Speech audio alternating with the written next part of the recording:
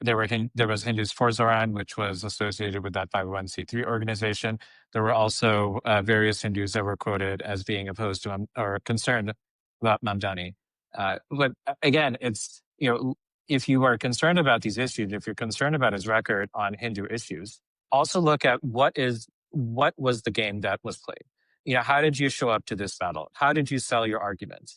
Because right now, you can lament or you can complain about whatever happened, but you can also kind of pick yourself up and figure out figure out how you move forward, right? I mean, he clearly had a sense of aesthetics. He clearly built a really big coalition. Like you said, Matt, he tapped into the fact that there are a lot of people who don't feel a stake in the system the same way that they used to. And so when you don't feel a stake in the system, when you feel like the rent is too damn high, when you don't really have any trust in any of the institutions that you've been growing up with, and if you especially have an issue with who is, running things at the White House, then, why are you going to support, someone who you don't believe is really fresh or new? And that's was the narrative. And he was there at the right time. He didn't really obsess over whether he's really this or that. He built a coalition. He put forward, he promoted a set of values and a set of policy positions that he knew would draw in people, and he did it. Right. And so, and again, he mentioned Nehru, he mentioned, in his, victory speech, he talked about poetry governing in prose. I believe that maybe might trace back to Mario Como, if I'm not mistaken, which would be pretty ironic. But that is actually a very interesting thing to bring up, because Nehru, of course, is very famous for kind of his cosmopolitanism, his assimilation to British culture. I believe he went to, was he Cambridge or Cambridge? He was Cambridge, I think. Yeah. Cambridge, right? So very impeccable English, part of a really long tradition of Indian leaders that are like that. And they say the right things that people want to hear. They sound really well at cocktail parties, and they sound like they care about values such as democracy. But then they also annex Goa. Then they also pass emergency. Then they also pass laws on sedition. They arrest political opponents. They invade other countries. They literally, like, Indira Gandhi literally invaded, East Pakistan, created Bangladesh, right? She invaded the Sikh temple at Amritsar.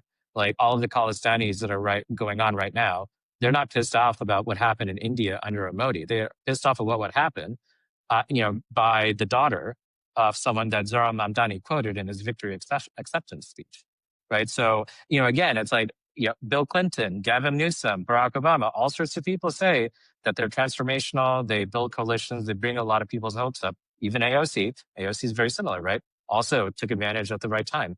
But then what ended up happening once they got into power? Yep.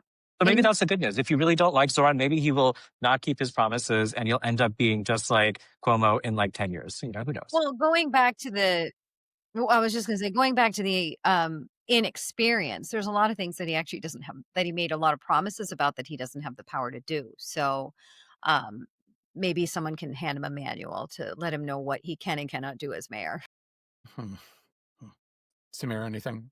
Yeah, I mean, I think the other thing that, and this is, I guess, outside of just the Hindu American scope, right? I think when you have politicians that pretend to be who they're not, right? I mean, this guy hasn't spent a day in his life where he didn't experience economic privilege, right?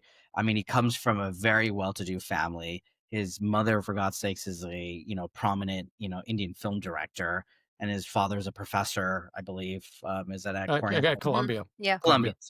Ivy League professor. I mean, the guy is like grown up with a silver spoon in his mouth, and yet he's trying to portray himself as somebody that really actually understands the needs and the concerns of your everyday, people that are actually feel the pinch, right? I mean, he actually moved into a poor neighborhood. That wasn't like something that people choose to do, right? That's only out of necessity. People live where they are because that's what their financial limitations dictate. But he did it because he wanted to portray himself as somebody he's not, right?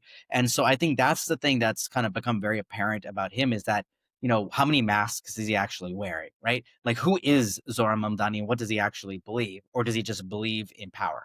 And is that something that he's going to take on whatever identity, say whatever is necessary just to achieve that? And once he's in that position, then none of that matters anymore. So, this behind the slick campaigning and the Instagram candidate, narrative and all that stuff, there's very, very little substance. There's very, very little policy prescription for all of those problems, which are very real problems for New Yorkers. So, it's easy to say that stuff. Yeah, let's see what happens. And then we will see if the people of New York hold him accountable, right? I think that's the most important thing. People need to hold him accountable.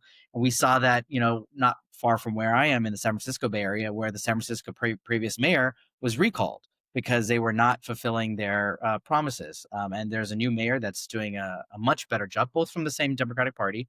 So let's hope that people in New York hold him accountable one way or the other. If he does good, then great.